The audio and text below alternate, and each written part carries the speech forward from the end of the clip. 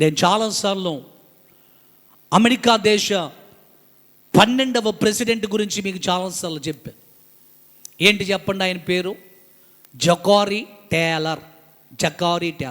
ఒక రోజున ప్రమాణం స్వీకారం చేసేటువంటి అవకాశం, అదృష్టం వచ్చినప్పుడు అధికారులు అన్నారు కదా, అయ్యా ఆదివారం పూట మీరు ఉదయకాలమున మీరు అమెరికా దేశానికి ప్రెసిడెంట్గా ఉండటానికి ప్రమాణం స్వీకారం చేయాలి అని అంటే ఆయన అన్నాడు, ఆదివారం ప్రమాణ స్వీకారానికి నేను రాను అని అన్నాడు.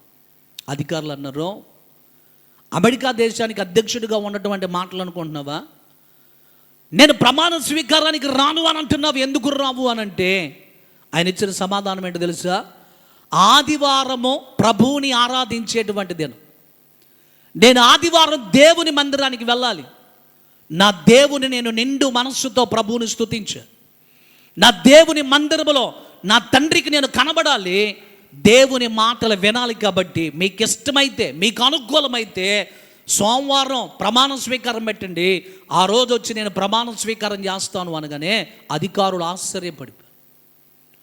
ఎంత భక్తి ఇతనికి, దేవుని మందిరం అంటే ఎంత మక్కువ ఉందా, దేవుని మందిరం అంటే ఎంత ప్రేమ ఉందా అని ఆ జకారీ టేలర్ గారు చెప్పినటువంటి ఆ ఆన్సర్కి ఆశ్చర్యపడిపోయి ఆదివారం ప్రమాణ స్వీకారం ఆపేసి మరుసటి రోజు సోమవారం ప్రమాణ స్వీకారం పెడితే ఆ సోమవారం పూట వెళ్ళి అమెరికా దేశానికి 12వ అధ్యక్షునిగా జకారీ టేలర్ ప్రమాణ స్వీకారం చేశాడట. దేవునికి స్తోత్రం చెప్దామా?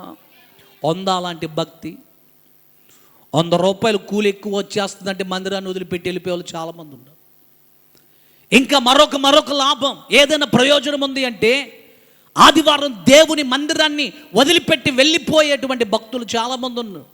కానీ ఒక అమెరికా దేశానికి అధ్యక్షుడిగా ఉండటానికి ప్రమాణ స్వీకారం చేయాలంటే నేను ఆదివారం రాను, మీకు ఇష్టమైతే, మీకు అనుకూలమైతే సోమవారం పెట్టండి, ప్రమాణ స్వీకారానికి వస్తాను అని ఆదివారం దేవుని మందిరానికి వెళ్ళి ప్రభువుని ఆరాధించాడు.